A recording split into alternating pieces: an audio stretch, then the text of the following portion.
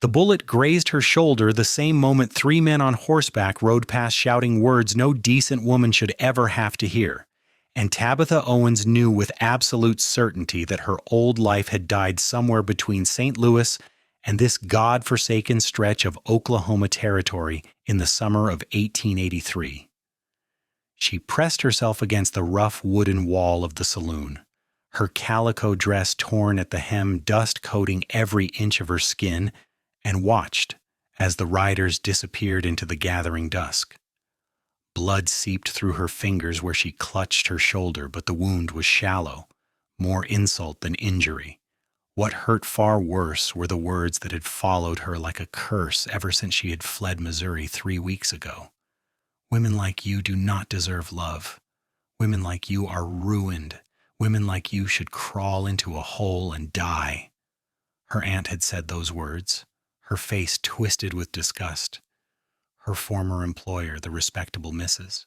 Henderson, had said them too, though with more coldness than heat.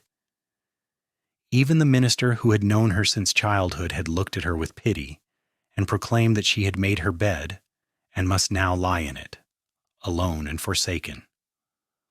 All because she had trusted the wrong man, believed his promises, and found herself 3 months with child before he disappeared like smoke on the wind, leaving nothing but shame and ruin in his wake.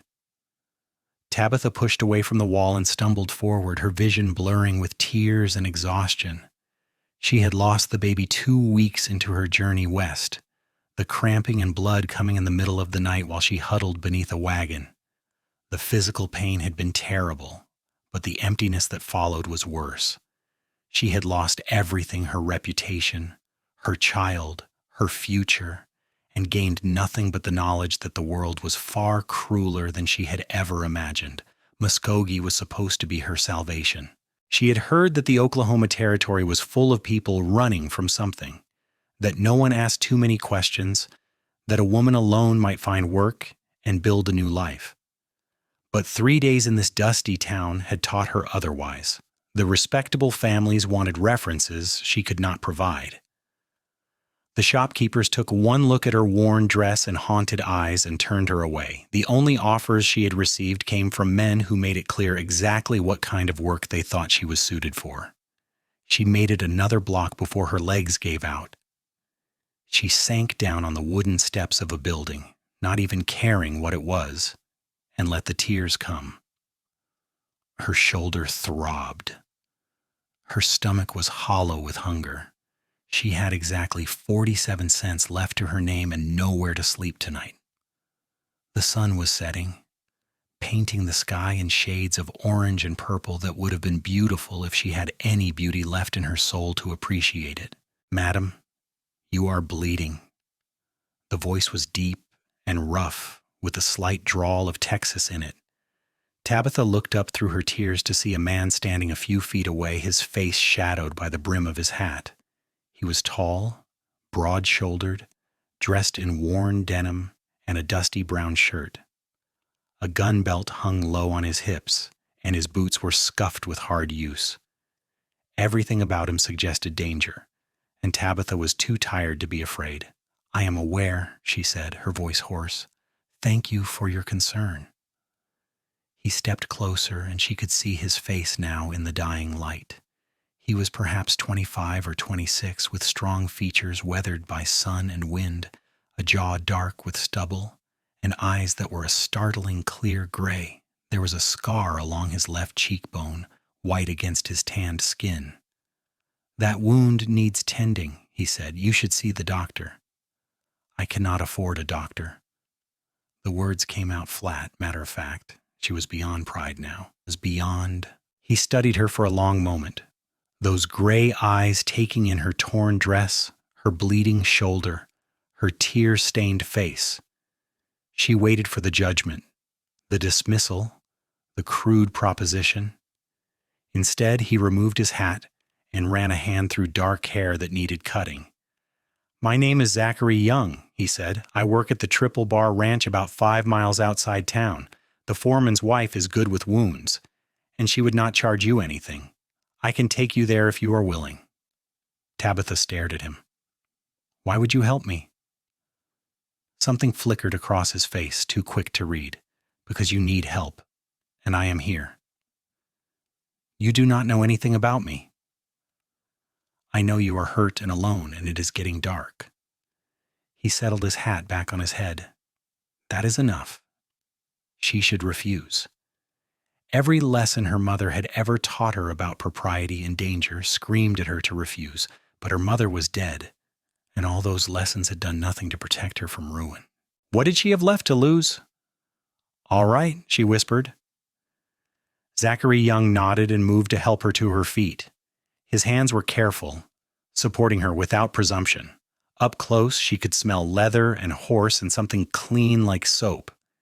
He was even taller than she had thought and solidly built. Not bulky, but strong in the way men who worked hard every day were strong. My horse is at the livery, he said. Can you walk that far? Yes. It was only 2 blocks, but by the time they reached the livery stable, Tabitha was leaning heavily on Zachary's arm. Her shoulder was on fire, and the world kept tilting in strange ways. She was vaguely aware of him speaking to someone, of a horse being led out. And then he was lifting her onto the saddle with surprising gentleness. I am going to mount up behind you, he said. I need to hold you steady. Is that all right? She nodded, too exhausted for words. He swung up behind her, his arm coming around her waist to pull her back against his chest. She should have been frightened or ashamed, but instead she felt oddly safe for the first time in months. The ride to the ranch was a blur of gathering darkness and the steady rhythm of the horse's gait. Zachary did not speak, but his arm remained firm around her, keeping her from falling. Once, when she swayed dangerously, he tightened his hold and said quietly, I have got you. Those simple words made her throat tighten with tears again. By the time they reached the Triple Bar Ranch, full night had fallen and lanterns glowed in the windows of several buildings scattered across the property.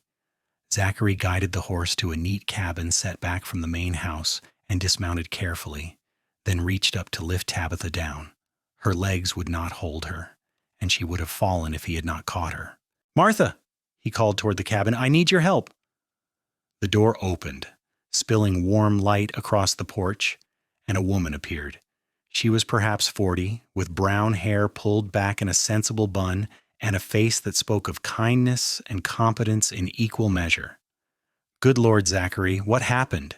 She hurried down the steps. She was shot. Just a graze, I think, but it needs cleaning and bandaging. He was already carrying Tabitha toward the cabin. I found her in town. Martha held the door open and gestured toward a table inside. Bring her here. Let me get my supplies. The next hour passed in a haze of pain and gentle hands. Martha cleaned the wound with efficiency and surprising tenderness, her fingers quick and sure. The bullet had indeed only grazed Tabitha's shoulder, cutting a shallow furrow through the flesh, but missing anything vital. Martha applied some kind of salve that stung terribly, then wrapped the wound in clean bandages. You're lucky, she said. Another inch to the right, and it would have been much worse. She paused, studying Tabitha's face. When did you last eat? Yesterday morning. Or was it the day before? Tabitha could not quite remember. Martha's lips pressed into a thin line.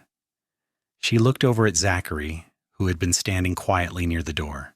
She needs food and rest, and probably a bath, though that can wait until morning. I can pay, Tabitha said weakly. I have some money. Hush now. Martha was already moving toward the stove, where something that smelled like heaven was simmering in a pot. You will keep your money. Zachary, go tell Frank I will need the spare room in the main house prepared, and ask Cookie to send over some of that beef stew. The main house? Zachary's voice held surprise. Unless you think we should put an injured woman in the bunkhouse with 30 ranch hands, Martha said tartly. Go on. He went, and Martha turned her attention to Tabitha. What is your name, dear? Tabitha Owens. Well, Miss Owens, you are going to eat something and then you are going to sleep in a proper bed. Tomorrow we will talk about what brought you to Muskogee in such a state. Her tone made it clear that this was not a request. Tabitha wanted to protest to maintain some shred of dignity, but the kindness in Martha's eyes broke through her defenses. "Thank you," she whispered.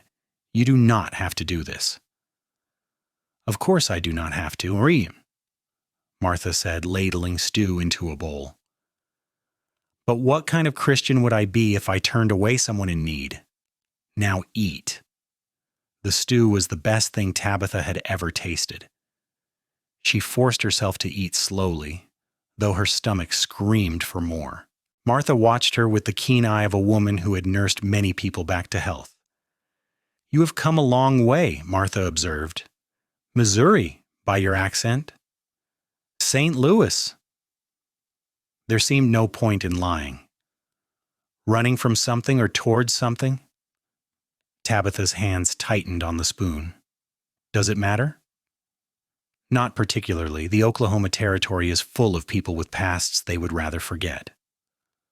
Martha refilled the bowl without being asked. "What matters is what you do now." Before Tabitha could respond, the door opened and Zachary returned. "The room is ready. Cookie sent extra food." He was carrying a basket that smelled divine. Martha took the basket and began unpacking it onto the table. There was more stew, fresh bread, butter, some kind of pie. Tabitha stared at it all, overwhelmed. "This is too much," she said. "I cannot possibly repay you for all this." "Who asked you to repay anything?" Martha set a slice of pie in front of her. "Eat. You are skin and bones." Zachary had removed his hat and gun belt and was washing his hands in a basin near the door. In the lamplight, Tabitha could see him more clearly. He was handsome in a rough-hewn way with strong features and those remarkable gray eyes. There was something steady about him, something solid. He moved with the unconscious grace of someone completely comfortable in his own body. He caught her looking and gave her a slight nod. "Feeling better?"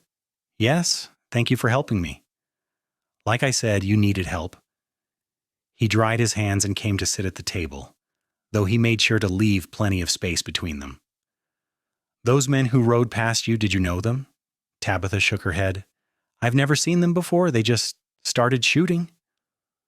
"Probably the Fuller brothers," Martha said, her voice tight with anger. "They have been terrorizing the town for weeks. Frank has been trying to get the marshal to do something, but he says there's not enough evidence." She looked at Zachary. "You should tell him what you saw." "I will ride into town tomorrow and give a statement." Zachary's jaw tightened. They could have killed her. "They nearly did." Martha began clearing the table.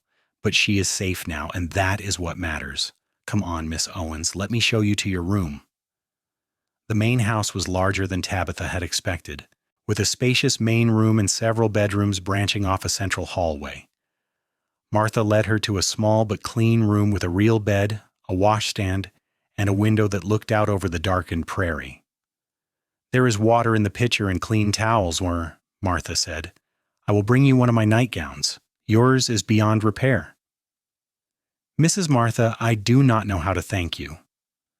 Martha patted her hand. "Just get well, dear. That will be thanks enough." She paused at the door. "Zachary is a good man, in case you were wondering. A little rough around the edges, but good to his core. You can trust him." After Martha left, Tabitha sank onto the bed and let herself really feel everything that had happened. She had been shot at, rescued by a stranger, brought to a ranch where people fed her and bandaged her wounds and asked nothing in return. It was so far from what she had experienced in the past months that she could barely process it. Women like you do not deserve love. But Zachary Young had not looked at her with disgust or dismissal. He had looked at her like she was a person who deserved help, nothing more and nothing less. Martha had treated her with the same matter-of-fact kindness she might show anyone. Maybe here, in this place where no one knew her story, she could be someone other than the ruined woman from St. Louis. Tabitha washed her face and hands as best she could with one arm, then put on the nightgown Martha brought. It was too large, but it was clean and soft, and when she finally lay down in the bed, the mattress felt like heaven. For the first time in weeks, she let herself hope that maybe, just maybe, things might get better. She fell asleep thinking about gray eyes and a voice that said, "I have got you." Morning came too soon, bright sunlight streaming through the window. Tabitha woke slowly, confused for a moment about where she was. Her shoulder ached, but the pain was manageable. She sat up carefully and looked around the unfamiliar room, memories of the previous night flooding back. There was a soft knock on the door. "Miss Owens, are you awake?" Martha's voice. "Yes, come in." Martha entered carrying a tray with breakfast and a bundle of clothes. "I thought you might be hungry, and I brought you something to wear. The dress belonged to my daughter before she got married and moved to Kansas. You look about her size." The dress was simple calico in a soft blue, nothing fancy, but it was clean and whole. Tabitha's throat tightened. "I cannot keep taking from you." "You can, and you will." Martha set the tray on a small table. "Now eat your breakfast, and then we are going to have a talk about your situation." The breakfast was generous eggs, bacon, biscuits with butter and jam, fresh milk. Tabitha ate more slowly this morning, savoring each bite. Martha sat in the room's only chair and watched her with the same keen attention as the night before. "I am going to speak plainly," Martha said when Tabitha had finished eating. "You are in trouble. I do not know what kind of trouble, and I'm not asking you to tell me unless you want to. But you need somewhere to stay and some way to earn your keep. Am I right?" Tabitha nodded, not trusting her voice. "The Triple Bar is a working ranch. We run about 300 head of cattle, employ 30 men, and cover about 10,000 acres. My husband Frank is the foreman. We always need help in the kitchen, with the laundry, tending the vegetable garden, a dozen other things. The work is hard, but the pay is fair, and you would have a room and meals included. Are you interested?" "You would hire me just like that?" Martha's expression softened. "Honey, I can see you have been through something terrible. I can see it in your eyes and in the way you flinch when someone moves too quickly. I do not need to know what it was to know that you deserve a chance to start over." She leaned forward. "So what do you say? Will you stay and work for us?" Tabitha felt tears welling up again. "Yes, yes, please. I will work hard. I promise." "I know you will." Martha stood and collected the breakfast tray. "Get dressed and meet me in the kitchen when you are ready. We will start you on light duties until that shoulder heals properly." After Martha left, Tabitha washed more thoroughly at the washstand, marveling at the simple luxury of clean water and soap. The blue dress fit reasonably well, perhaps a bit loose in the waist, but nothing that could not be fixed with a belt. There was even a clean petticoat and some undergarments that Martha had left. For the first time in weeks, Tabitha felt almost human. She found the kitchen easily by following the sounds of activity and the smell of cooking food. It was a large room dominated by a massive cast-iron stove and a long wooden table. Martha was there with another woman, younger and heavily pregnant, who was peeling potatoes. "Miss Owens, this is Sarah, Cookie's wife. Sarah, this is Tabitha. She'll be helping out around here." Sarah smiled warmly. "Nice to meet you. Any friend of Martha's is welcome here." "I am not sure I qualify as a friend yet," Tabitha said. "I only arrived last night." "Zachary brought you in," Sarah said. "That is good enough for me. He is a fine judge of character." Martha handed Tabitha an apron. "You can start by helping Sarah with those potatoes. We need to have lunch ready for 30 hungry men by noon, so there is plenty to do." The morning passed in a blur of work. Tabitha peeled potatoes, chopped vegetables, stirred pots, and carried dishes. Her shoulder protested the activity, but she ignored the pain. She was not going to give Martha any reason to regret taking her in. Sarah chattered pleasantly about life on the ranch, her upcoming baby, the various characters among the ranch hands. Martha worked with quiet efficiency, orchestrating the meal preparation like a general commanding troops. Around mid-morning, a man came into the kitchen. He was perhaps 45, weathered and lean, with a no-nonsense air about him. "Martha, we need to talk about the new fence line. Some of the posts are not going to hold through the next storm." "This is my husband, Frank," Martha said to Tabitha. "Frank, this is Miss Tabitha Owens. She will be working with us." Frank tipped his hat politely. "Welcome to the Triple Bar, Miss Owens. Martha says you had some trouble in town yesterday." "Yes, sir. Some men started shooting. Zachary was kind enough to help me." "The Fuller brothers, most likely. They have been nothing but trouble." Frank's expression darkened. "Zachary rode into town this morning to talk to the marshal about it. Hopefully something will be done, but I'm not holding my breath."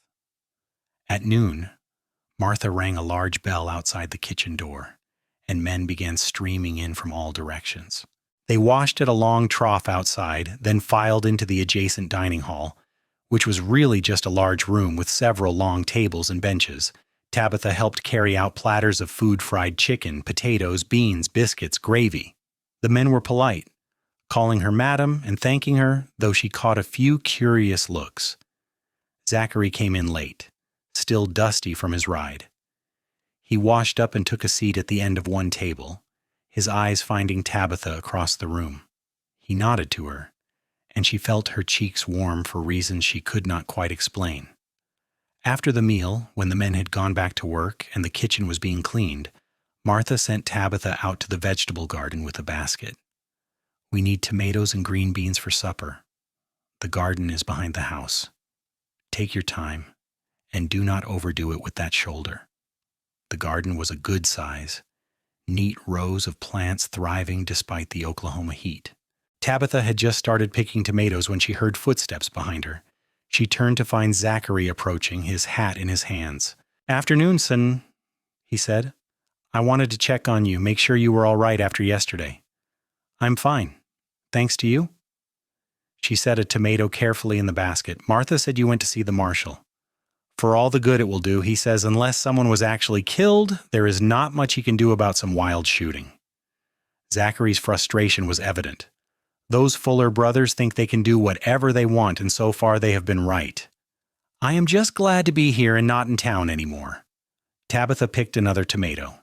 "Martha gave me a job. I will be staying at the ranch."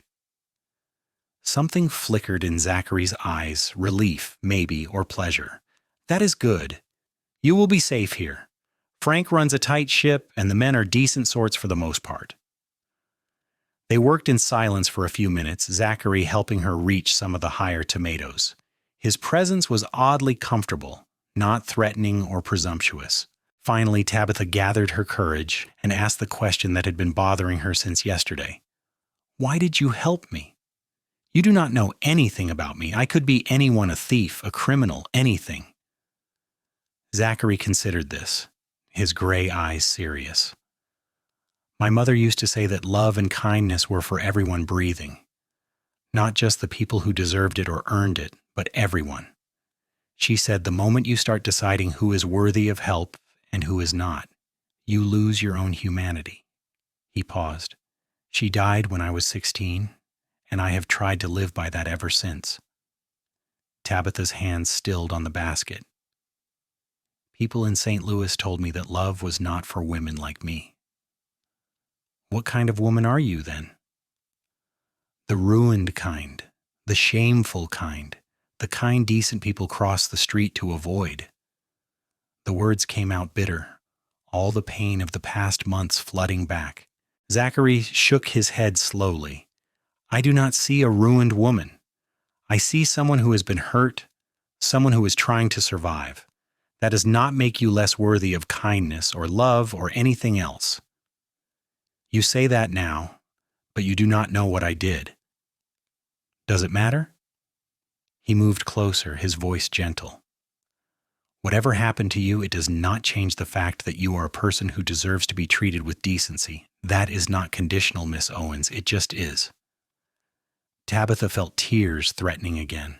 How long had it been since someone had spoken to her like she was a human being rather than a cautionary tale?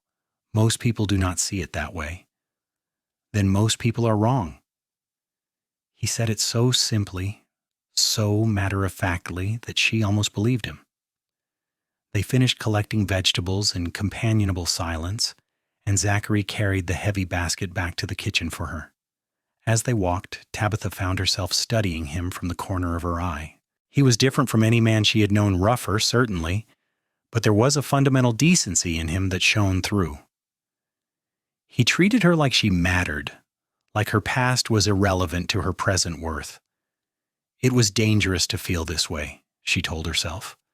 She barely knew him. He was just being kind, nothing more. But her heart, so battered and bruised, was already starting to respond to his gentleness like a flower turning toward the sun. The days fell into a rhythm. Tabitha woke early, helped prepare breakfast for the ranch hands, spent her mornings cooking and cleaning, her afternoons tending the garden or doing laundry or whatever else Martha needed. The work was hard, but it was honest. And at night she fell into bed exhausted and satisfied in a way she had never been in St. Louis. Her shoulder healed quickly under Martha's care. The men of the ranch treated her with respect, tipping their hats and thanking her for meals. Sarah became a friend, teaching her ranch recipes and telling stories about the various personalities in the bunkhouse. Frank was gruff but fair, occasionally praising her work in his economical way. And then there was Zachary. She saw him every day at meals, sometimes in the yard or around the ranch buildings. He always acknowledged her with a nod or a quiet greeting, never presuming on their initial interaction, but never ignoring her either. Sometimes she caught him watching her with those thoughtful gray eyes, and her heart would do a strange flutter in her chest. 3 weeks after her arrival, Martha sent her to deliver lunch to the men working on a fence line in the north pasture. Tabitha loaded a wagon with food and supplies, and Martha showed her how to drive the team. It was a beautiful late summer day, the prairie grass golden in the sunlight, the sky an endless blue overhead. She found the work crew easily about 8 men stringing new wire and setting posts. Zachary was among them, his shirt dark with sweat, his muscles straining as he lifted a heavy post into position. He saw her approach and straightened, wiping his forehead with his sleeve. "Miss Owens brought lunch," one of the men called out, and there was a general exodus toward the wagon. Tabitha set out the food on the wagon's lowered tailgate: cold chicken, bread, cheese, apples, and jars of cool water from the spring house. The men ate with the single-minded focus of those who had been working hard all morning. Zachary took his portion and moved a little apart from the others, sitting on a fallen log in the shade of a lone cottonwood tree. After the initial rush, Tabitha found herself drawn to where he sat. "May I join you?" He looked up, surprised, then nodded. "Of course." She sat on the other end of the log, careful to maintain a respectable distance. They ate in silence for a few minutes, watching the other men joke and talk among themselves. "You are good with the team," Zachary said finally. "Martha said this was your first time driving a wagon." "She gave me very clear instructions, Tabitha smiled slightly. "And the horses seem to know the way even if I do not. They have made this trip 100 times. He took a drink of water. "You are settling in well at the ranch? Martha says you work hard." "I am grateful to have the work." She paused, gathering courage. "I never properly thanked you, Zachary, for that night in town. You saved my life. I just did what anyone would do." "No. Most people would have walked past. Most people did walk past before you came along." She turned to face him more fully. "Why are you different?" He was quiet for a long moment, his eyes on the horizon. "My father was a hard man. He thought weakness was something to be ashamed of, that people who could not help themselves deserved their lot in life. After my mother died, he got worse, started drinking, started taking his anger out on anyone weaker than himself." Tabitha's breath caught. "He hurt you?" "When I was younger, yes. As I got bigger, he moved on to other targets, horses mostly, anything that could not fight back." Zachary's jaw tightened. "I left when I was 17. Swore I would never be like him. That I would never stand by and watch someone suffer when I had the power to help." "Where is he now?" "Dead. Kicked by a horse he was beating. Probably what he deserved." There was no satisfaction in his voice, just weary resignation. "I am not glad he is gone, but I'm not sorry either." Tabitha reached out impulsively and touched his hand where it rested on his knee. I am sorry you went through that. He looked down at her hand on his, then up at her face. His eyes were full of something she could not quite name: warmth, maybe, or recognition. I am sorry for whatever put those shadows in your eyes. She should pull her hand back. She should maintain proper distance. But his hand was warm and strong under hers, and she could not quite bring herself to break the connection. I trusted the wrong man, she said quietly. He promised me marriage, promised me a future. I believed him. And then when I needed him most, he disappeared, left me to face the consequences alone. There was a child. It was not a question. There was, for a while. The old pain welled up, sharp and fierce. I lost the baby on the road. Maybe that was a mercy. At least the child will never know shame. Zachary turned his hand over, his fingers closing gently around hers. You deserved better than that. You deserved someone who would stand by you. People said I got what I deserved, that I was foolish and sinful and should suffer for my mistakes. People say a lot of things. That does not make them true. His thumb stroked across her knuckles, a gesture so tender it made her chest ache. You were not foolish for believing someone you loved. You were human. And if there is shame in what happened, it belongs to the man who abandoned you, not to you. She had been holding her tears back for weeks, maintaining her composure through sheer force of will. But something about the way Zachary looked at her, the absolute certainty in his voice that she was not to blame, broke through her defenses. The tears came hot and fast, and she could not stop them. Zachary moved closer, still holding her hand. It is all right, he said softly. You're safe now. You're allowed to cry. So she did, great racking sobs that shook her whole body. And Zachary sat beside her, holding her hand and saying nothing, just being present in her pain. When the storm finally passed, she felt wrung out but somehow lighter, as if crying had released some of the poison that had been festering inside her. I am sorry, she said, wiping her eyes with her free hand. I did not mean to fall apart like that. You have nothing to apologize for. He pulled a handkerchief from his pocket and handed it to her. Crying is not weakness, Miss Owens. It is just feeling things deeply. She wiped her face with the handkerchief, then looked at it ruefully. I have ruined this. It will wash. He smiled at her, and it transformed his whole face. He was truly handsome when he smiled, she realized. Not in a polished city way, but in a real, genuine way that made her heart skip. Tabitha, she said impulsively. Please call me Tabitha. We are past formalities, I think. All right, Tabitha. He said her name carefully, like it was something precious.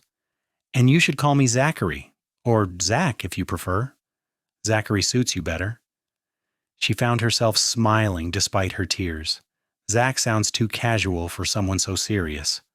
I am not always serious. When are you not serious? He pretended to think about it. I smiled at a joke once, back in 1879. It was a Tuesday, I believe. The absurdity of this made her laugh, a real laugh that bubbled up from somewhere deep inside. Zachary grinned, clearly pleased with himself, and suddenly the world felt a little less heavy. One of the other men called out that lunch was over, time to get back to work. Zachary stood and helped Tabitha to her feet. For just a moment they stood close together, his hand still holding hers. She could see the individual whiskers of his stubble, smell the clean masculine scent of him under the honest sweat of hard work.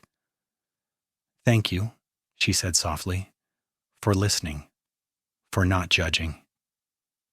There is nothing to judge. He squeezed her hand gently, then released it. You are stronger than you know, Tabitha Owens. She drove the wagon back to the ranch house feeling different somehow, as if something fundamental had shifted inside her. For the first time since that terrible night in St. Louis when she had realized she was with child and alone, she felt a flicker of something that might have been hope. Maybe Zachary was right. Maybe love and kindness really were for everyone breathing, maybe even for women like her. The summer faded into autumn, bringing cooler temperatures and the hard work of preparing for winter. Tabitha threw herself into her duties with renewed energy. She learned to make Martha's famous apple pie, to mend clothes with neat stitches, to coax the temperamental kitchen stove into cooperation. Sarah's baby arrived in late September, a healthy boy they named Thomas, and Tabitha helped care for him while Sarah recovered.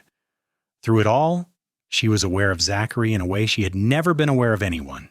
She knew his routine, knew he took the early morning watch on Tuesdays and Thursdays, knew he had a way of gentling difficult horses that none of the other hands could match. She knew he took his coffee black, that he was left-handed, that he had a small scar on his right wrist from a rope burn. She told herself it was just observation, just natural curiosity about someone who had been kind to her. But her heart knew better. Her heart knew she was falling in love with Zachary Young, and it terrified her. She had loved before, or thought she had. She had believed Thomas Garrett's pretty words and promises, had given herself to him completely, and he had destroyed her.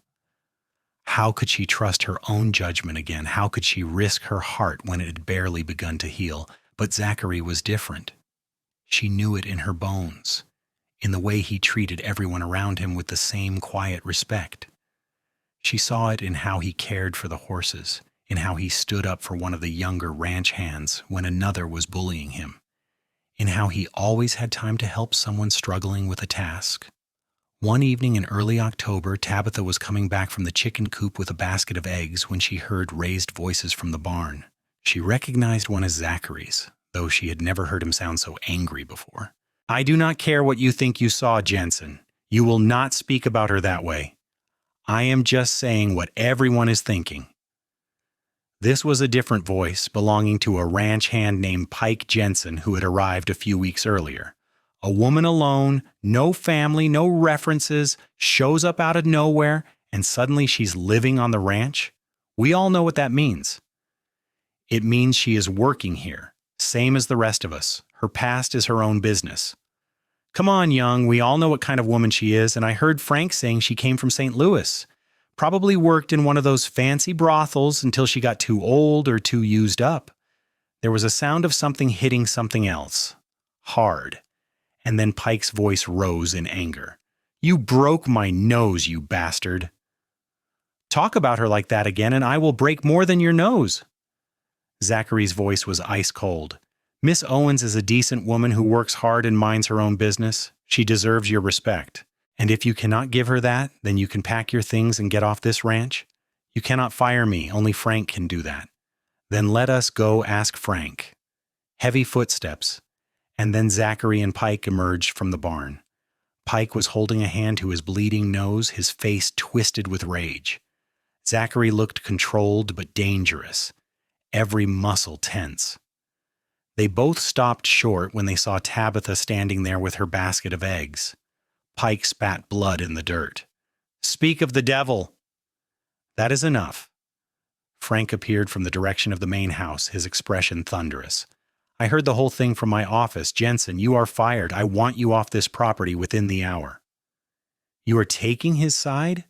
Over some whore who probably..." Frank moved faster than Tabitha would have thought possible for a man his age. He grabbed Pike by his shirt front and lifted him almost off his feet. "You will leave now. And if I ever hear you have been spreading lies about Miss Owens or anyone else on this ranch, I will make sure every foreman in Oklahoma Territory knows what kind of man you are. Do I make myself clear?" Pike nodded, his face pale despite the blood streaming from his nose. Frank released him, and he stumbled away toward the bunkhouse. Frank turned to Zachary. "Your hand all right?" Zachary flexed his right hand, which was already starting to swell. "It will be fine." "Good punch, by the sound of it. Your father may have been a miserable son of a gun, but he taught you how to throw a punch at least." Frank glanced at Tabitha. "Sorry you had to hear that, Miss Owens. Jensen will not be bothering anyone again." "Thank you, Frank." Her voice came out smaller than she intended. After Frank left, Tabitha and Zachary stood in awkward silence. The sun was setting, painting the sky in shades of orange and pink, and the air smelled of hay and horses and autumn dust. "You should not have done that," Tabitha said finally. "Now everyone will think, I do not care what they think." Zachary came closer, his injured hand held carefully against his side. "He had no right to say those things about you."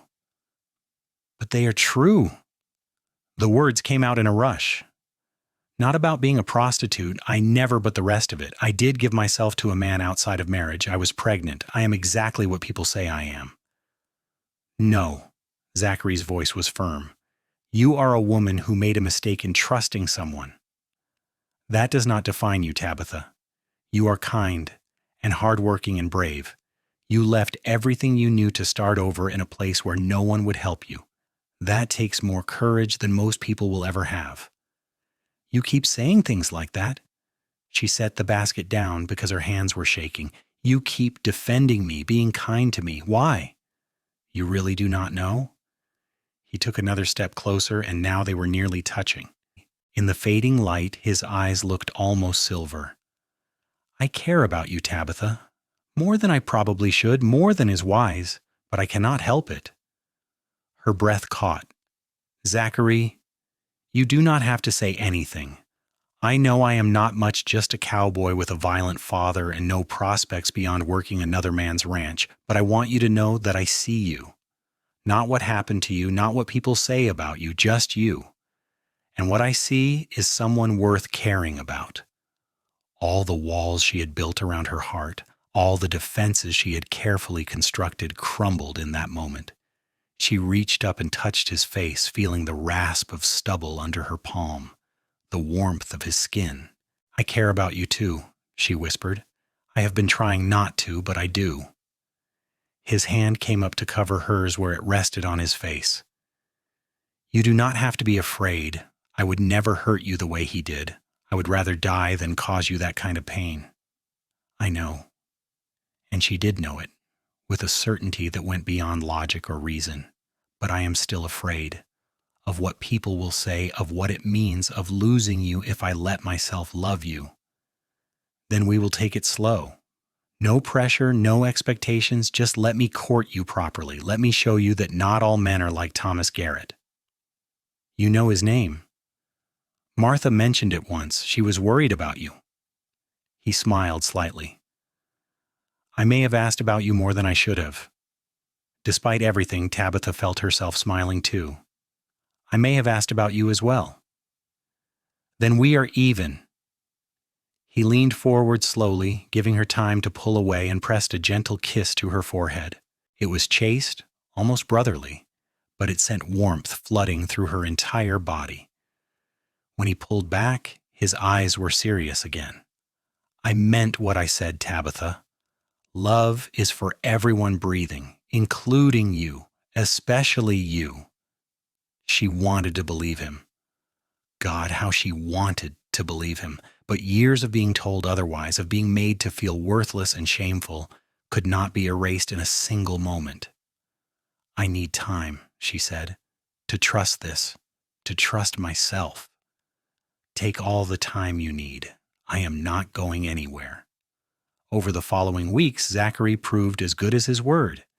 He courted her with a patience and gentleness that made her heart ache. He brought her wildflowers from the prairie, their colors bright against the autumn grass.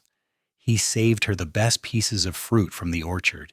He taught her to ride properly, his hands steadying her when she wobbled, his voice encouraging when she was afraid.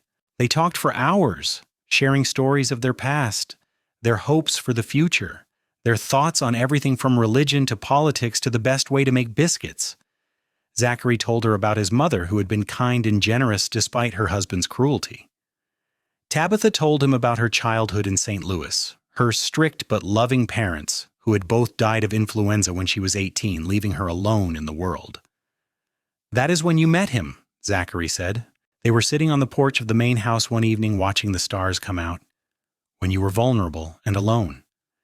"Yes, Thomas worked at the same household where I was employed as a maid. He was the son of the family home from university. He paid attention to me, made me feel special." She shook her head at her own naivety. "I should have known better. Men like that do not marry women like me. Men like that do not deserve women like you. Zachary's voice was fierce. You were grieving and alone. He took advantage of that. The shame is his, not yours. It was the same thing he had said before, but each time she heard it, it sank a little deeper. Maybe, just maybe, he was right. Martha watched their growing relationship with approval. That boy has been alone too long, she told Tabitha one day while they were baking bread. He needed someone who understands that kindness is not weakness. He is a good man, Tabitha said softly. He is, and you are good for each other. Martha punched down the dough with practiced efficiency. You have both been hurt by life, but neither of you let it make you cruel. That is rare. As October turned to November, the air grew colder, and the ranch prepared for winter. Tabitha helped preserve vegetables, smoke meat, sew heavy quilts. The work was endless, but she had never been happier. She had purpose, she had friends, and she had Zachary. Their first kiss happened on a cold November evening. They'd gone for a walk after supper, bundled in coats against the chill wind. The sun was setting behind them, casting long shadows across the prairie, and the first stars were appearing overhead. I have been thinking, Zachary said as they walked, about the future.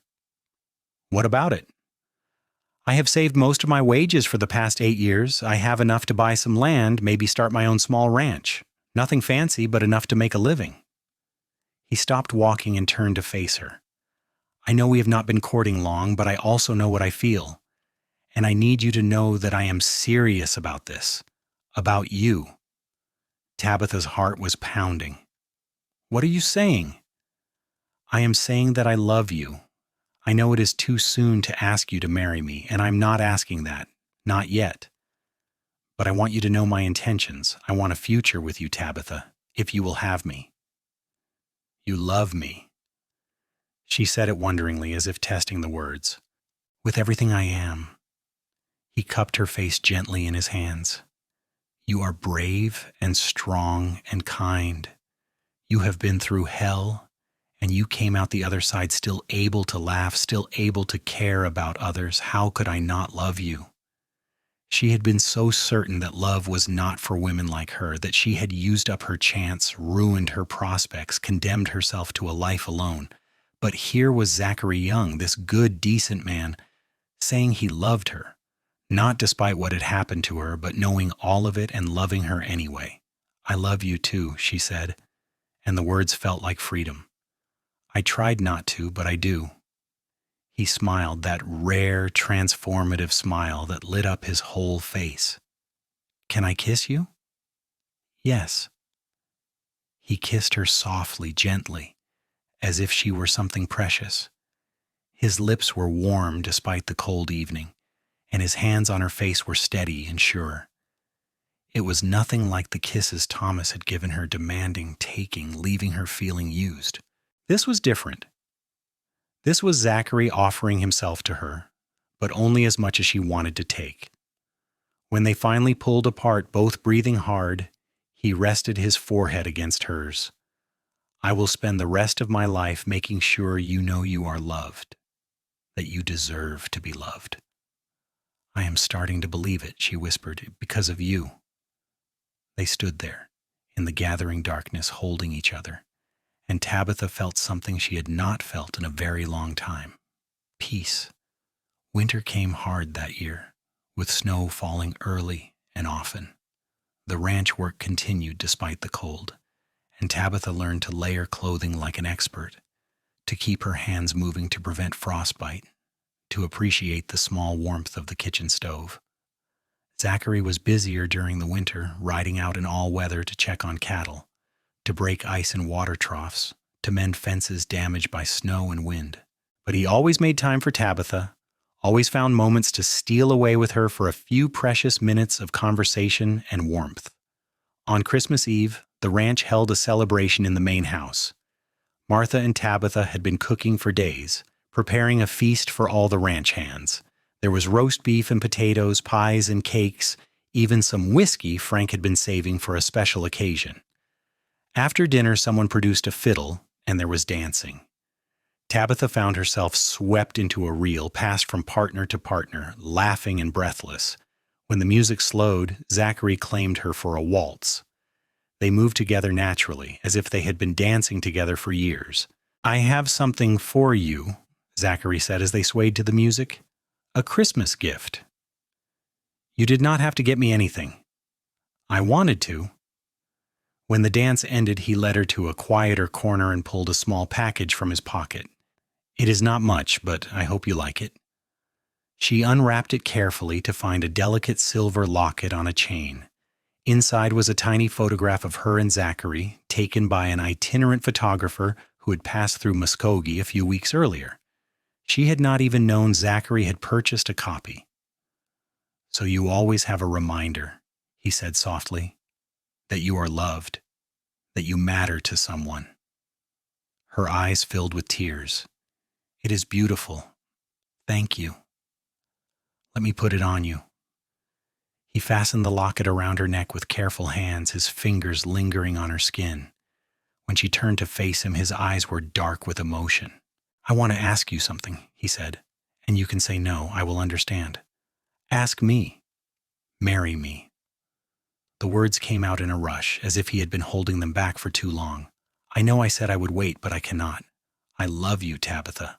I want to spend my life with you. I want to build a home with you, have children with you if you want them, grow old with you. Say yes. Please say yes." Joy and fear warred in her chest. "People will talk. They will say terrible things about me, about us. Let them talk. I do not care." He took her hands in his. "All that matters is how we feel about each other.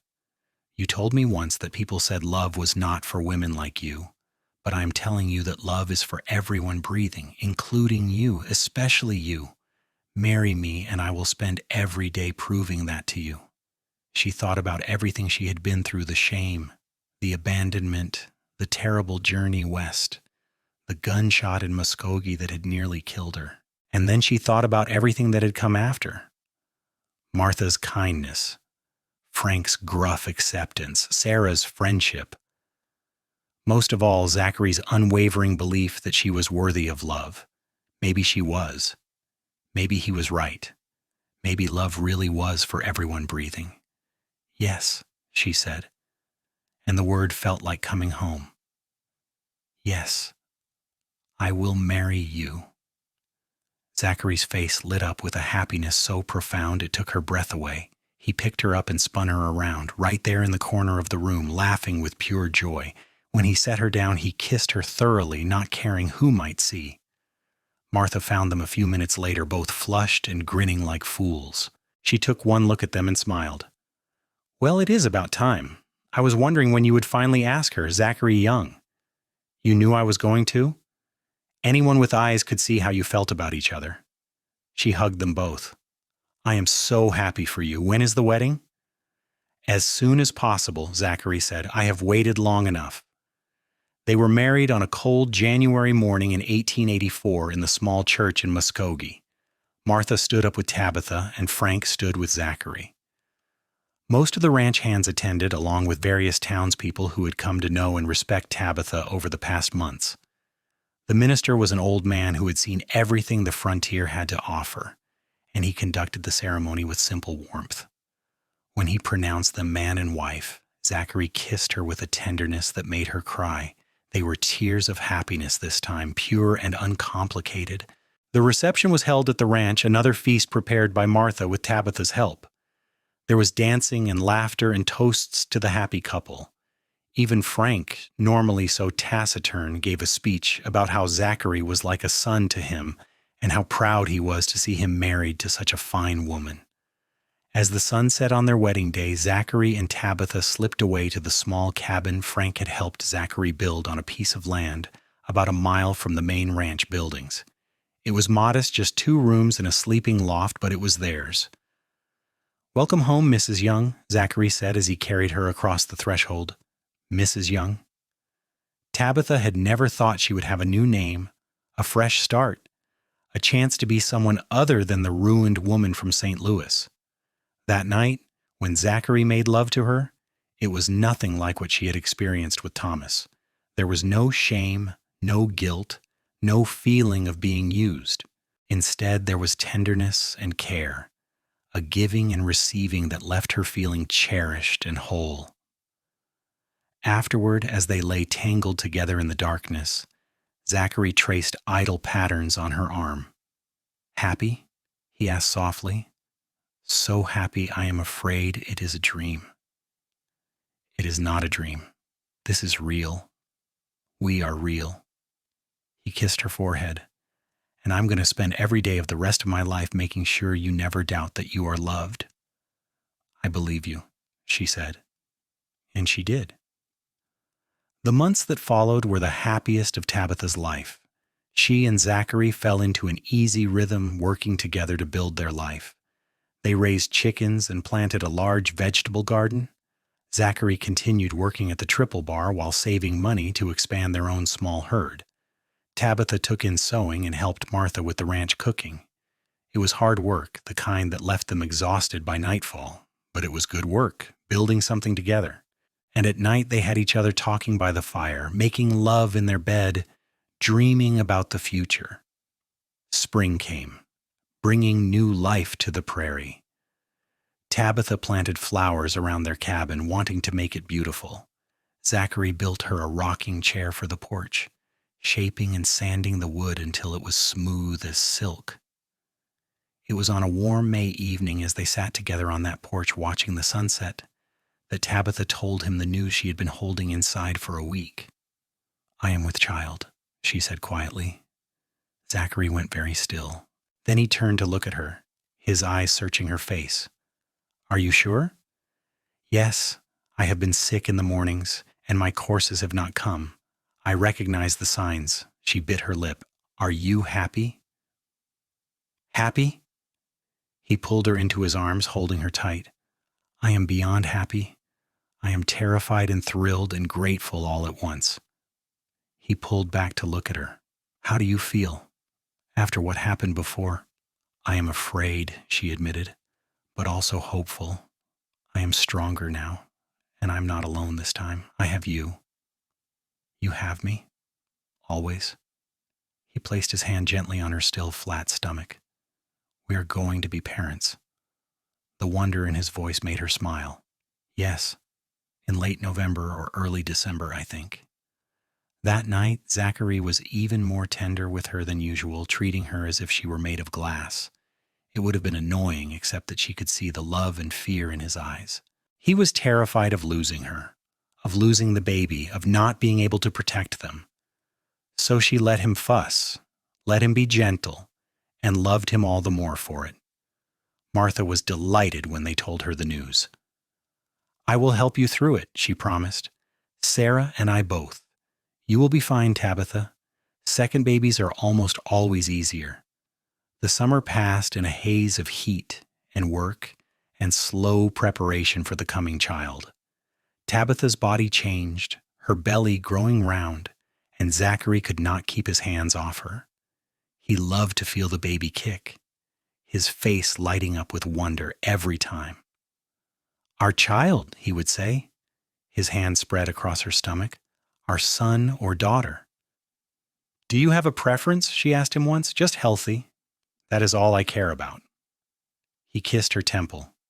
"Though if it is a girl, I hope she has your courage. And if it is a boy, I hope he has your kindness." As autumn arrived again, Tabitha found herself thinking about the year before. She had been so lost then, so certain that her life was over, and now here she was, married to a man she loved, expecting a child, building a life in this wild territory. It seemed impossible, like something from a story rather than her own life. The baby came on a cold December night, 3 weeks before Christmas. The labor was long and difficult, and there were moments when Tabitha was certain she would die. But Martha was there, and Sarah, and most importantly, Zachary. He held her hand through every contraction, wiped her face with cool cloths, told her she was strong and brave and could do this. When the baby finally arrived with a lusty cry, Tabitha was beyond exhausted. Martha cleaned the infant quickly and placed it on Tabitha's chest. "It is a boy," she said, smiling. "A healthy, beautiful boy." Tabitha looked down at her son, red-faced and squalling, and felt a love so fierce it frightened her. This tiny person was hers, truly hers, born in love and joy rather than shame and fear. Zachary was crying, tears streaming unashamedly down his face as he touched the baby's tiny hand. "He is perfect," he said hoarsely. "You are both perfect."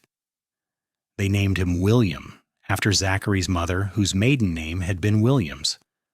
William Young, born on December 3, 1884, in a small cabin on the Oklahoma prairie. The early days with William were exhausting.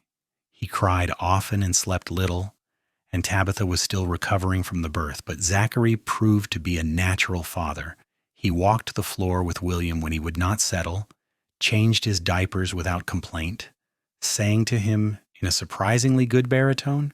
"Where did you learn to sing?" Tabitha asked one night, listening to him croon a lullaby. "My mother used to sing that song. It is one of the few good memories I have of childhood." He looked down at the now sleeping baby in his arms. "I want him to have better memories than I did. I want him to know he is loved every single day of his life." "He will. We will make sure of it." Christmas that year was simple, but joyful. They spent it at the ranch with Martha and Frank and Sarah's family. William was passed around and cooed over by everyone.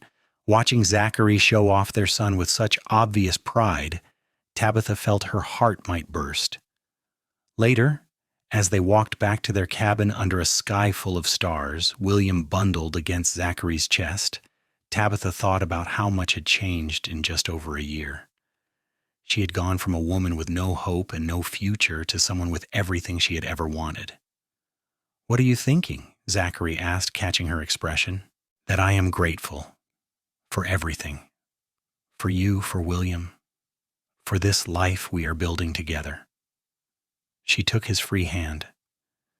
"You told me that love was for everyone breathing. I did not believe you then, but I believe you now."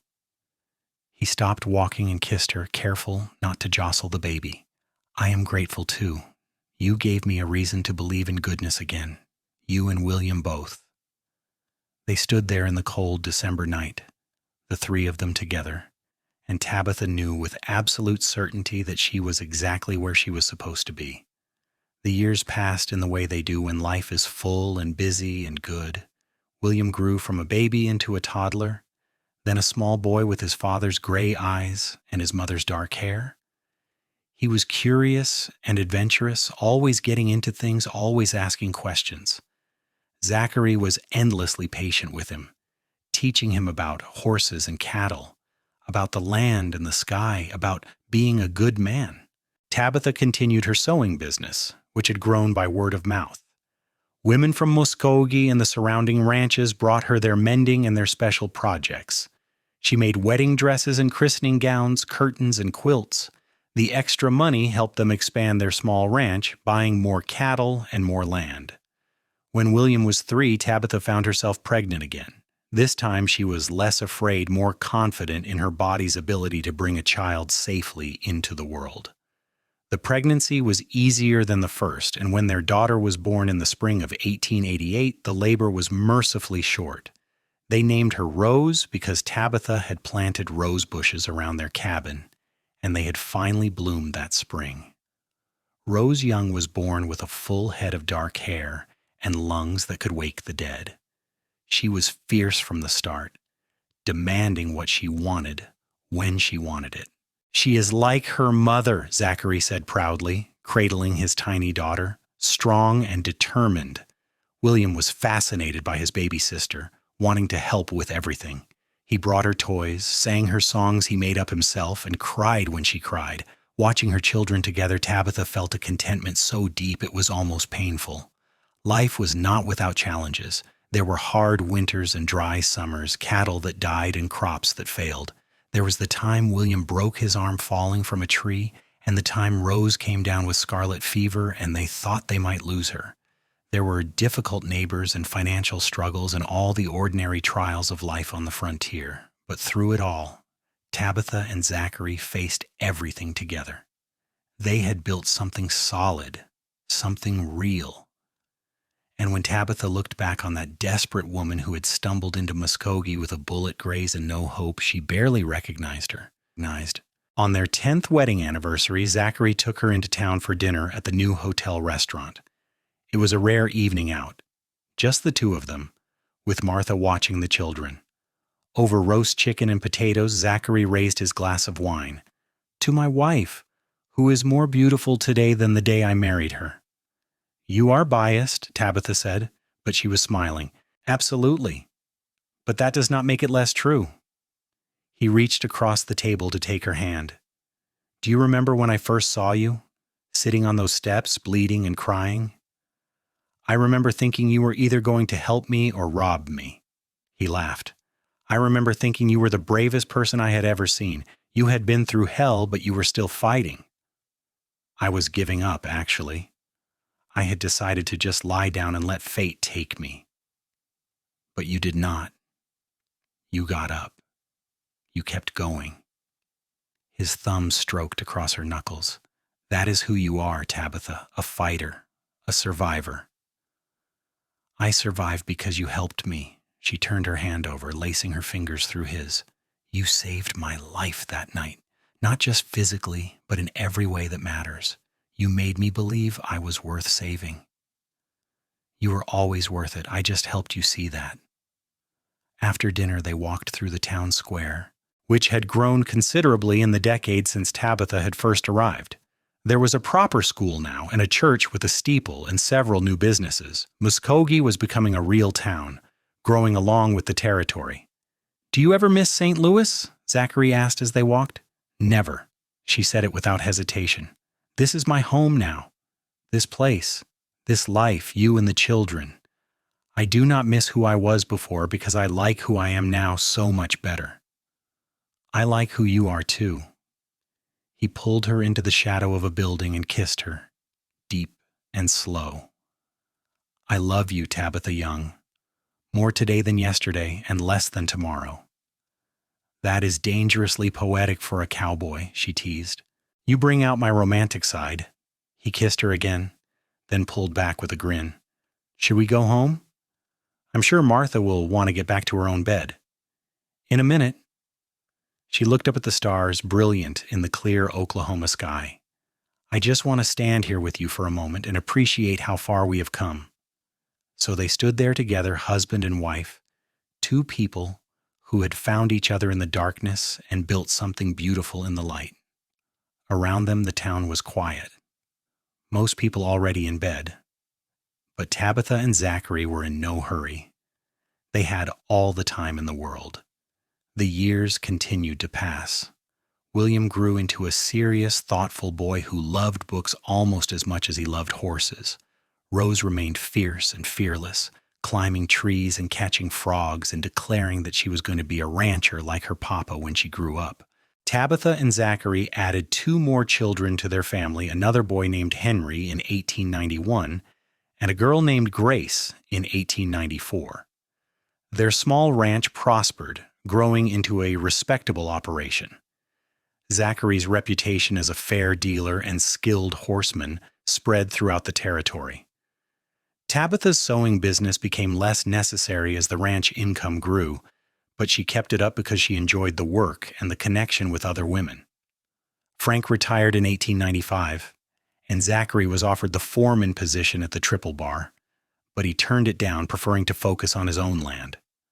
Martha and Frank moved into a smaller house in Muskogee, and Tabitha visited them often, bringing the children to see the couple who had given her a chance when no one else would. On one of these visits, when Tabitha was 43 years old and Martha was 68, the older woman took her aside for a private conversation. "I need to tell you something," Martha said. They were sitting in her small parlor drinking tea while the children played in the yard. "I am sick. The doctor says my heart is failing. I probably have a year, maybe less." Tabitha's cup clattered against the saucer. "Oh, Martha, I am so sorry." "Do not be. I have had a good life, and I'm ready for what comes next." Martha reached over and took Tabitha's hand. but I wanted to tell you how proud I am of you, how much joy it has given me to watch you build this beautiful life. I could not have done it without you. You gave me a chance when no one else would.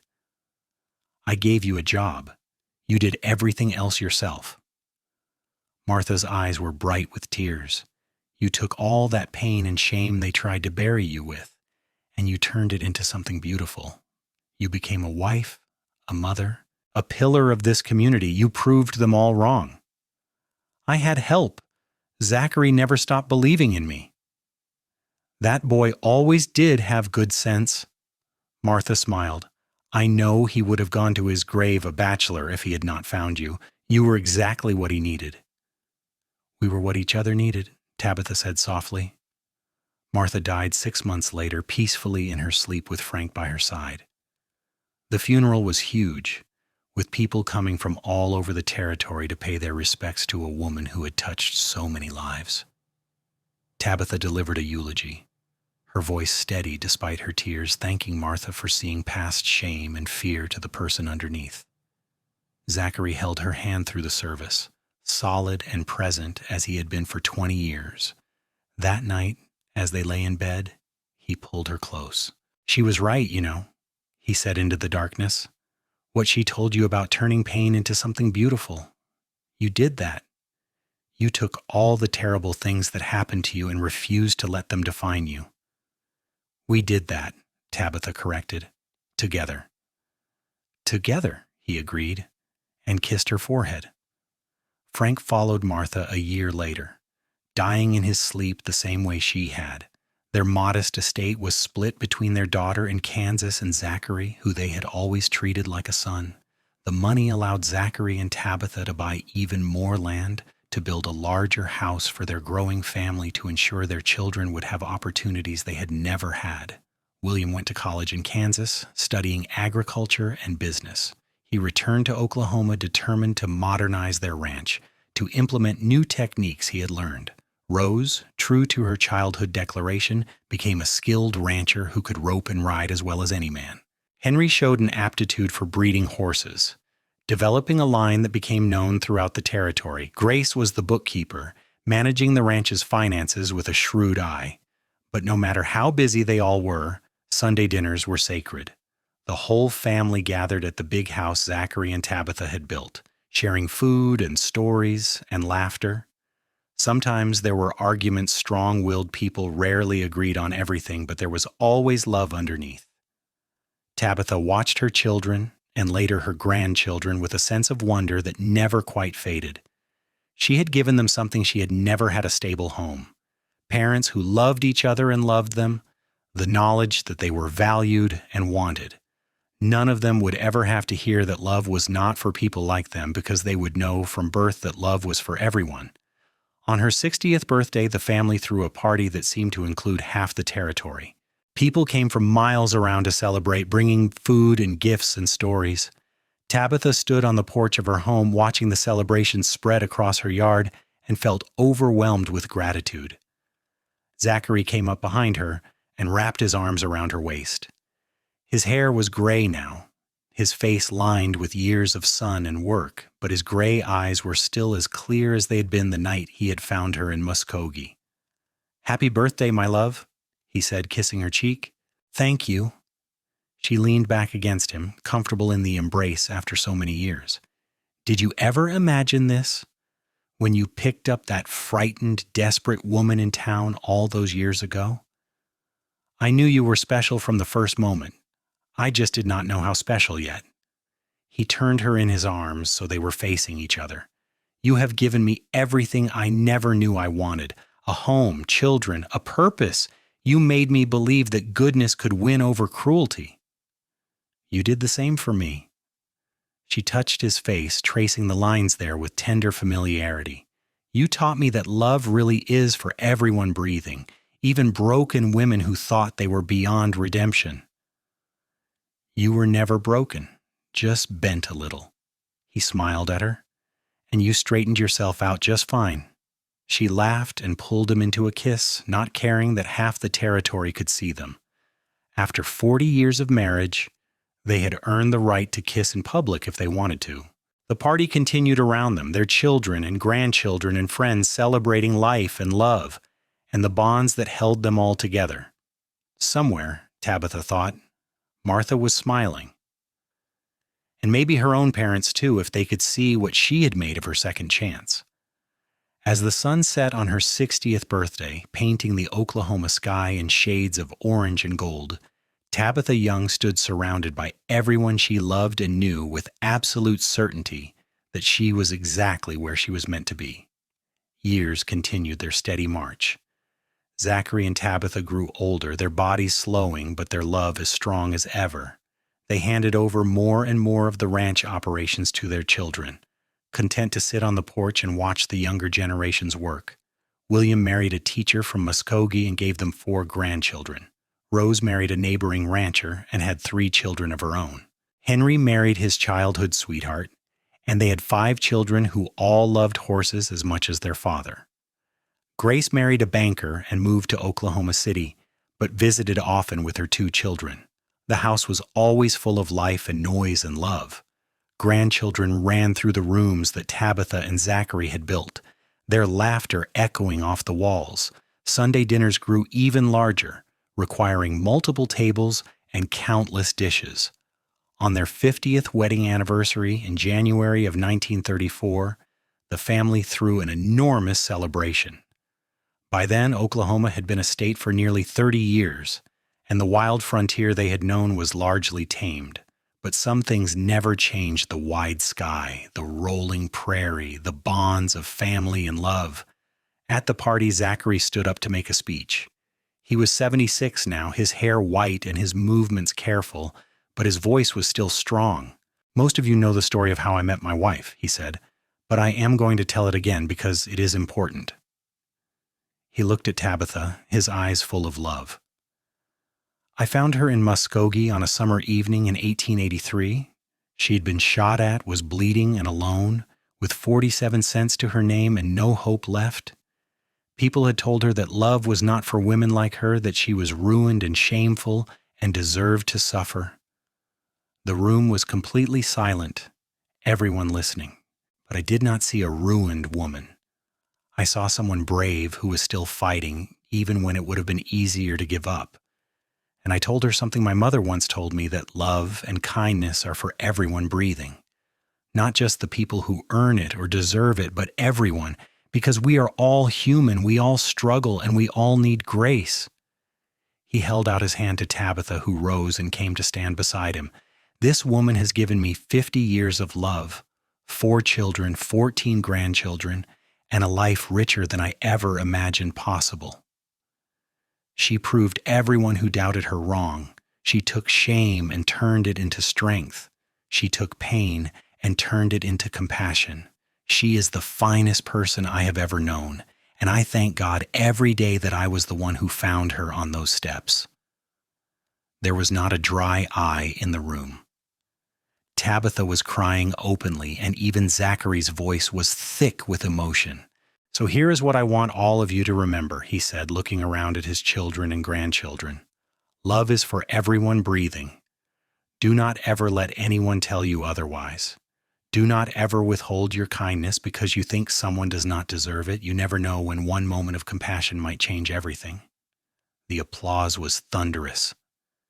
Tabitha hugged Zachary tight, feeling his solid warmth against her, and thought about how different her life might have been if this man had not stopped to help a stranger in need. They had 5 more good years together. They watched their grandchildren grow, celebrated births and weddings, weathered the challenges of the Great Depression together. Through it all, they held on to each other and the love they had built. Zachary died in his sleep in the spring of 1939, a month after his 81st birthday. It was peaceful, the doctor said. His heart simply stopped beating while he slept. Tabitha was holding his hand when she realized he was gone, and though she grieved deeply, there was comfort in knowing he had lived a full life surrounded by love. The funeral was huge, with people coming from all over Oklahoma to pay their respects to a man who had been known for his fairness, his skill with horses, and his deep capacity for kindness. Tabitha accepted their condolences with grace, knowing that Zachary would have been embarrassed by all the fuss, but also secretly pleased. After the funeral, as the family gathered at the house, William pulled his mother aside. "How are you really doing?" Tabitha looked out the window at the land she and Zachary had built a life on. "I am sad. I will miss him every day for the rest of my life. But I'm also grateful.